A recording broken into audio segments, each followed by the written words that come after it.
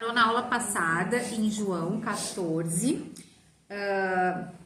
14, tá? E a gente vai começar do 15. Mas para relembrá-las, a gente está em qual dia? A gente está na última semana de Jesus, né? Antes dele ser morto na cruz, tá? Em que dia da semana a gente está estudando? Quinta, muito bem. A gente está na quinta de noite. Então, eles se reuniram para comemorar a Páscoa na quinta de noite, para fazer a janta da Páscoa. Nessas alturas, lá no capítulo 13, o Judas, ele já saiu, lembram? Foi quando Jesus disse que um deles iria trair e o Judas logo depois saiu. Depois que o Judas saiu, Jesus ele falou para o Pedro que ele iria negá-lo, lembram? Tá? E daí começou o capítulo 14. O 14, então o 13 que já foi, o 14 que a gente tá, o 15 e o 16 é tudo nessa janta. João ele relata para nós ali tudo que aconteceu ali, dando vários detalhes para nós do que Jesus fala ali, tá? Então a gente tá no 14 e Jesus está dizendo para eles não se perturbarem. Por que ele começa o 14 dizendo para não se perturbar? Ele tinha acabado de dizer que um iria trair e que Pedro iria negá-lo. Pedro que era o líder. Então eles estão todos apreensivos. E além disso, Jesus está dizendo que está indo embora. Então eles ficam mais apreensivos e não entendem nada, porque eles esperam que Jesus tinha vindo, como estava profetizado no Antigo Testamento, que o Messias viria para reinar. Só que o que eles não entendiam é que essas promessas que estavam no Antigo Testamento, elas estavam divididas em duas partes. O Messias viria uma primeira vez em humilhação e uma segunda vez em glorificação. Glorificado, tá? Em toda a sua glória. Por isso que a gente fala a primeira vinda e a segunda vinda de Cristo. A primeira vinda é essa que a gente está estudando aqui. Ele veio para ser morto na cruz. Ele entrou em Jerusalém num jumentinho. Ele veio humilde. Na segunda vinda, ele vem dos céus, todo o olho vai ver Jesus. Ele vem num cavalo branco e ele vem para reinar. Ele vem para destruir todos os inimigos dele e ele vem para reinar sobre o povo dele durante 1000 anos. E ele vai reinar de Jerusalém, ok? Então, eles não entendem isso, porque eles acham que tudo isso deveria acontecer neste momento. E eles não estão entendendo porque Jesus está falando que vai voltar para o Pai. Então, lembra que o Filipe diz assim, no versículo 8, 14 e 8, mostra-nos o Pai e isso nos basta. E daí Jesus diz assim, mas como? Quem vê a mim, vê ao Pai. Isso é uma coisa que eles não entendem, porque Jesus diz assim, ó, versículo 7, 14 e 7. Se vocês realmente me conhecessem, conheceriam também o meu Pai. Então ele está dizendo para eles, vocês me conhecem, mas vocês não me conhecem totalmente. E aqui Jesus começa a explicar para eles quem ele realmente é. Eles entendem que Jesus é o Messias, eles entendem que Jesus é o Filho de Deus, eles entendem que Jesus tem a mesma natureza de Deus, mas eles ainda não entendem uma coisa que a gente fala muito hoje em dia, que é a Trindade. Eles ainda não têm esse entendimento da Trindade. E o capítulo 14 é exatamente sobre a Trindade. É o que a gente vai começar a ver hoje no versículo 15, tá? Então vamos lá. Jesus promete o Espírito Santo, versículo 15 do capítulo 14. Se vocês me amam, obedecerão aos meus mandamentos. Jesus tinha dito para eles que lá no início do capítulo 13, que o que caracteriza um seguidor dele, um seguidor de Jesus, é o amor. E aqui ele está dizendo que se vocês me amam, vocês vão fazer o quê? Obedecer. Amar e obedecer são as duas principais características do cristão.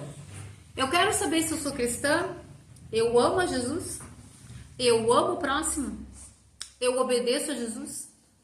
É amar e obedecer. É isso que marca um verdadeiro cristão.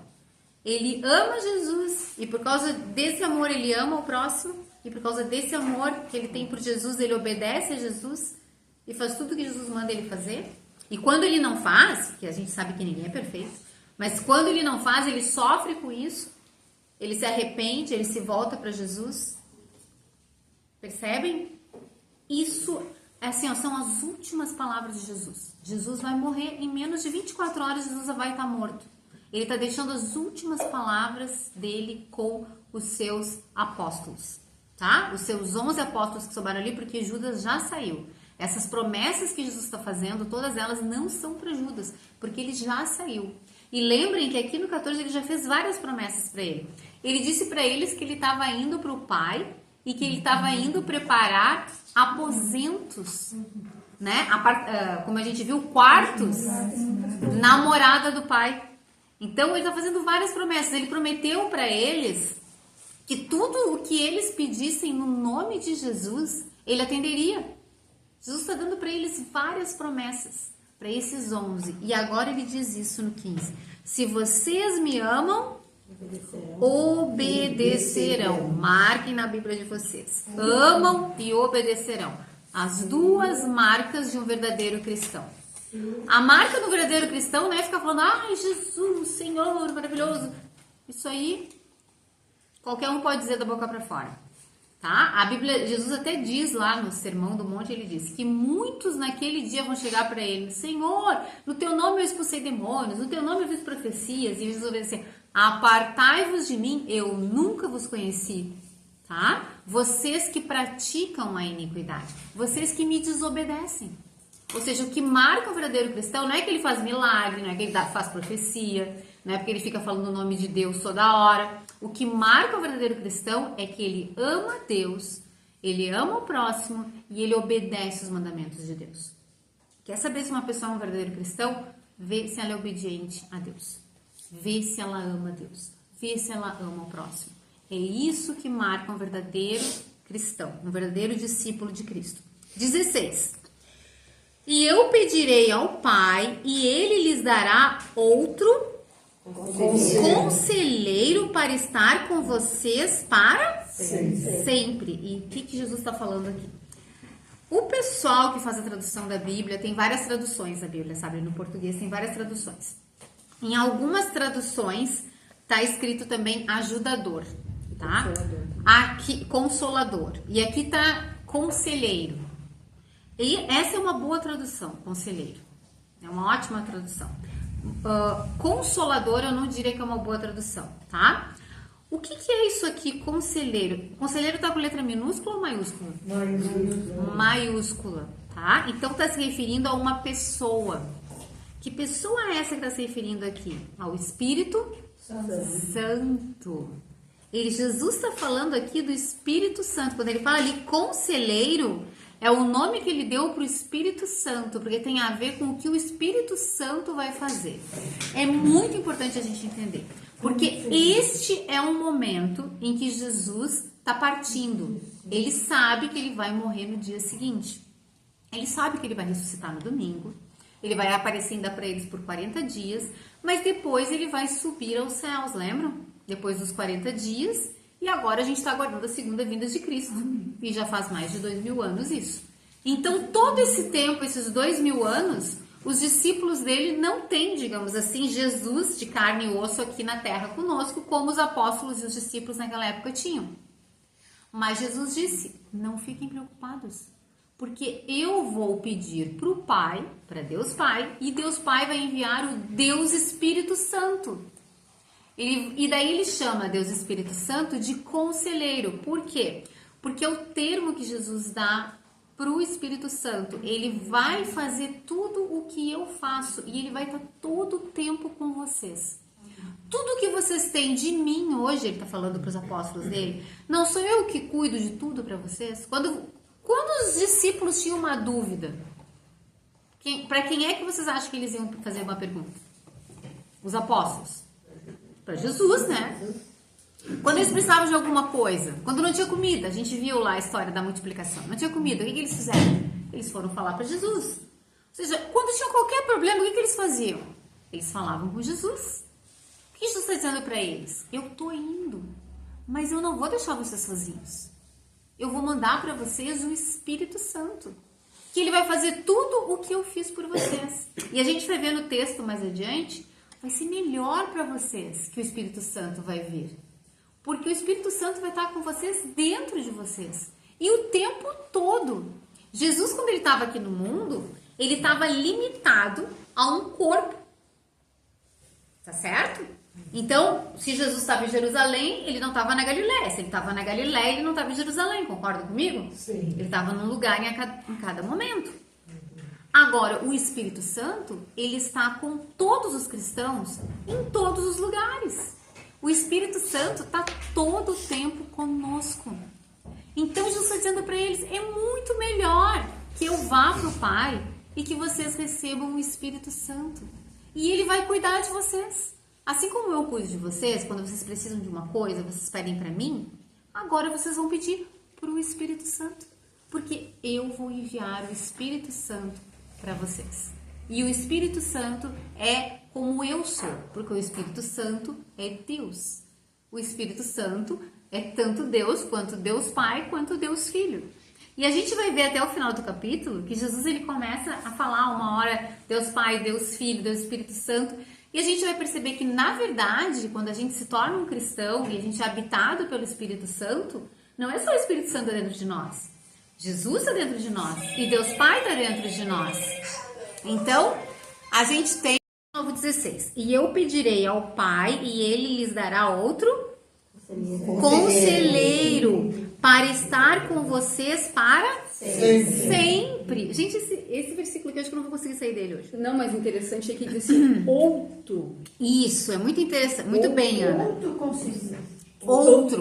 Outro, no grego, no português a gente não tem isso. Outro é outro, pode outro, ser do mesmo tipo ou pode ser do mesmo tipo. Esse outro aqui no grego, ele significa que ele é do mesmo tipo. Então esse outro aqui mostra que Deus Espírito Santo não é Deus Filho, certo? Isso é outro. E também mostra que Deus Espírito Santo é do mesmo tipo que Jesus, ou seja, tudo que Jesus é, o Deus Espírito Santo é também. Esse outro aqui no grego, agora eu esqueci o nome, a palavra no grego, acho que é alas, tá? Essa é a palavra no grego para outro, ela é, sempre que no grego tu usa alas, significa outro do mesmo tipo, igual, tá? Então Jesus está dizendo, eu tô indo, mas eu vou enviar outro igual a mim. Igual a mim no sentido de ter todas as características que eu tenho. Outro, assim como eu sou Deus, Espírito Santo também é Deus, tá? Para estar com vocês para sempre. Como assim para sempre? A gente não morre? Todo mundo morre? Todo mundo morre, né? Esse corpo aqui morre, certo? A gente chega uma hora que a gente morre, tá? Os de causas naturais ou acidentais, mas a gente morre. Então, como assim para sempre? É que quando a gente nasce de novo, vamos lembrar lá de João capítulo 3, quando Jesus falou sobre nascer do alto, né? Nascer espiritualmente. Quando eu recebo vida espiritual, eu nasço novamente, eu passo a ter vida eterna. Jesus disse, eu dou a vida eterna. Então, quando tu nasce espiritualmente, quando tu verdadeiramente crê em Jesus, tu já tem a vida eterna. A vida eterna significa, não tem a ver com esse corpo aqui que vai morrer, mas tem a ver com que eu vou viver para sempre na presença de Deus. Lembra que nesse mesmo capítulo Jesus falou, eu sou o caminho, a verdade e a vida.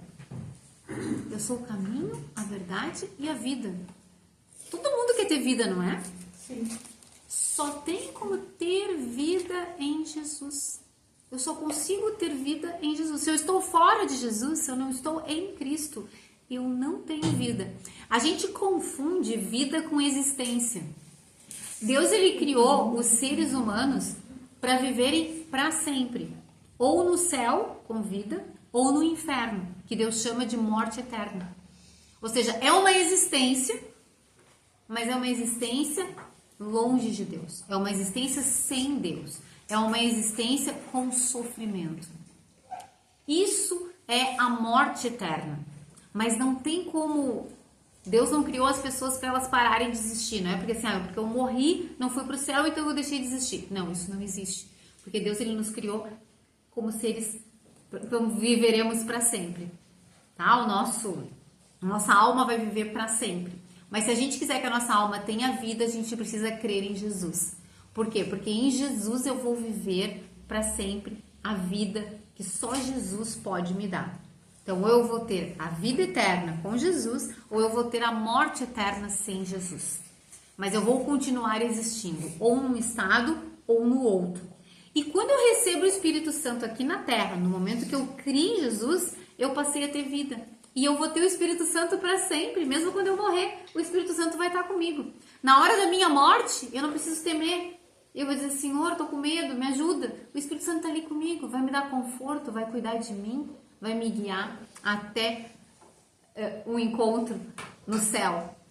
Então, é muito interessante isso, porque o Espírito Santo, ele está prometendo para eles, vocês vão ter o Espírito Santo com vocês e ele vai estar sempre com vocês. E essa palavra conselheiro, para indicar o Espírito Santo, essa tradução aqui é muito boa, porque significa que a gente pode contar com o Espírito Santo para tudo. Deixa eu contar para vocês. Eu passo o meu dia inteiro falando com Deus. Sério. Eu sempre aprendi aquele versículo, né? Orai sem cessar, sabe? Orai sem cessar. Orar é conversar, falar, certo? Orar sem cessar não significa que tu passa o dia todo ajoelhado ali, com os olhos fechados, orando. Não é isso. Orar sem cessar é que tu tem uma atitude de oração. Tu passa o teu dia sabendo que tu tá na presença de Deus. E quando tu é cristão, tu sabe que Deus está dentro de ti, porque o Espírito Santo habita dentro de ti. Agora imagina, o Deus que criou todo o universo, o Deus Todo-Poderoso, se tu é cristão, se tu entregou tua vida para Ele, se tu te comprometeu com Ele, Ele está dentro de ti. E tudo o que tu precisa, qualquer coisa que tu precisar, tu tá com uma dor, tu tá com um problema, tu tá ansiosa, tu não sabe o que fazer, tu tá numa reunião, tu não sabe o que dizer, o que acontecer contigo, tu tá numa situação, até me emociona. O que tu faz? Deus está contigo. Só tem Jesus me ajuda. Sabe quantas vezes na minha vida assim, eu tive situações que eu tava tão tensa que eu não conseguia nem orar. E eu só disse assim, eu me lembro de uma situação que uma vez eu tava na justiça, tava com um problema com uma pessoa e aquilo tá me deixando muito nervosa. E eu lembro que eu nem sabia o que falar direito. E eu só pedi para Jesus assim, Jesus me ajuda, Jesus me ajuda. Eu só conseguia falar isso, sabe? E Deus me ajudou. Por quê? Porque quando a gente tem Deus conosco, quando a gente tem consciência que Jesus, o Espírito Santo, a Trindade está dentro de nós, a gente tem todo o poder de Deus a nosso favor. A gente está vendo aqui, ó, Jesus prometeu isso. Tudo que vocês pedirem em meu nome, eu farei. E a gente viu que em meu nome significa de acordo com a sua vontade. Ou seja, claro, Jesus ele não vai fazer todos os meus caprichos, não é disso que Jesus está falando. Ele está falando tudo que for para a glória de Deus, tudo que estiver de acordo com o que Deus quer que seja feito. Se tu pedir, eu vou te responder. Então tu pode ter tranquilidade. E se tu pedir alguma coisa que não está dentro dos propósitos de Deus ou dos planos de Deus, eu não vou atender. Isso não tem problema, porque eu quero fazer a vontade de Deus. Quem me ama, obedece, como a gente acabou de ler. Então, quem ama, está preocupado em fazer as coisas que agradam a Deus. Daqui a pouco eu estou pedindo para fazer uma coisa que não é da vontade de Deus, que não está nos planos de Deus. Então, não tem problema. Se não for para fazer, não vou fazer. Então, essa promessa do Espírito Santo é algo fantástico que Jesus fez para eles.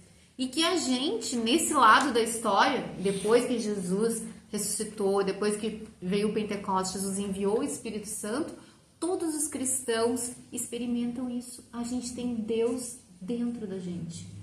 Deus Pai, Deus Filho, Deus Espírito Santo. Para ser o nosso conselheiro, para o que eu precisar, a situação que eu estiver, basta eu falar com Ele. Eu não estou sozinha. Eu não preciso temer nada, porque Deus está comigo. Eu vou parar por aqui, porque eu acho que a gente já passou muito do tempo, né? E daí a gente continua na próxima aula.